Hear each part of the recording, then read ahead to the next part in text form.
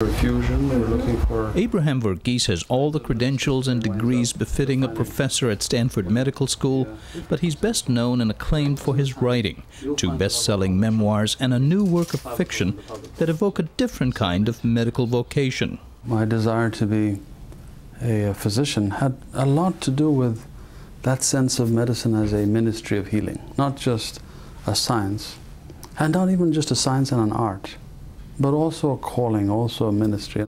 His goal is to have today's medical students aspire similarly to a calling as much as a career in medicine, to awaken a more basic curiosity as they sharpen their clinical acumen.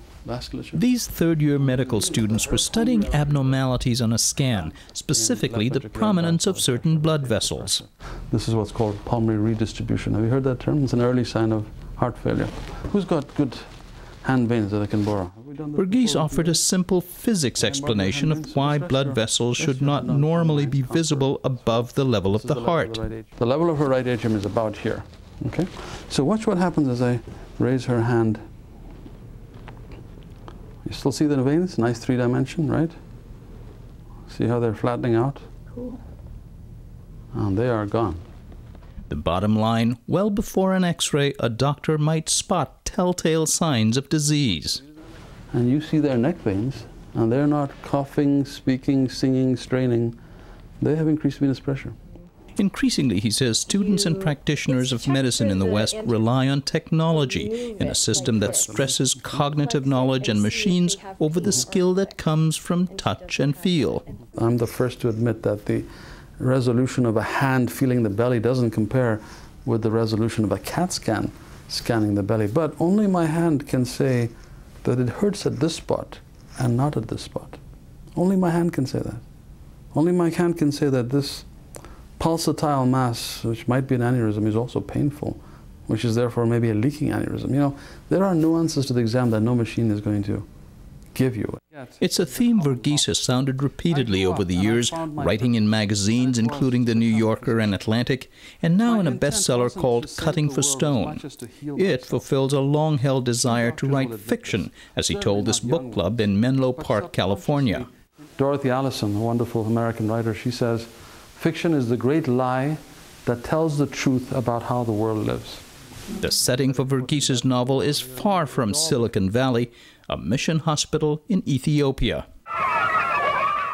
It is a textured 650-page narrative set amid that country's turmoil in the 60s and 70s. Its stories of medicine, doctors, and future doctors at the hospital all illustrate what the author calls the Samaritan role of the healer.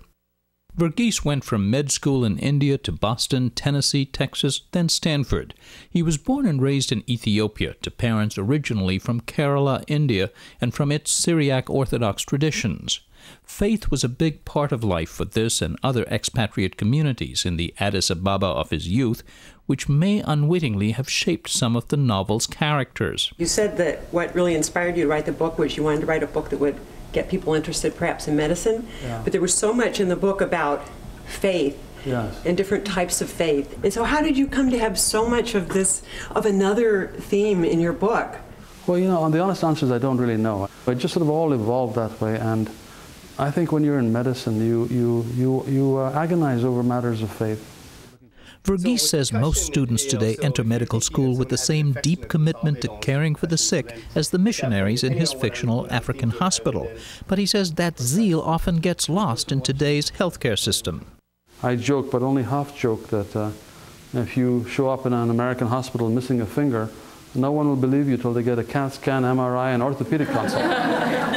All the emphasis on machines, he says, adds cost to the healthcare system and comes at the expense of one of our most important rituals, a visit with one's doctor. Rituals are about transformation. You know, we marry with great ceremony to signal a transformation. We are baptized in a ritual to signal a transformation.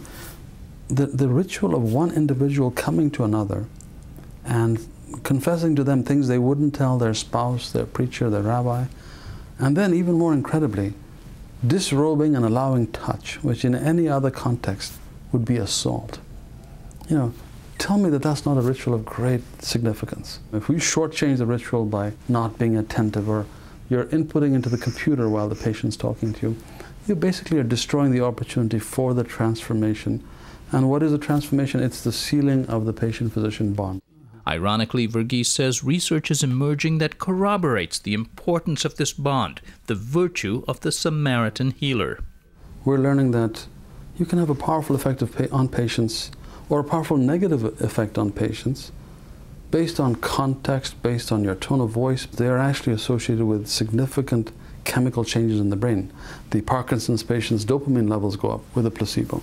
We're now able to show that the words of comfort trigger biological reactions, which are the very things that you want, and you can use drugs to get there, or you can use words of comfort to get there, which would make your drugs so much more effective.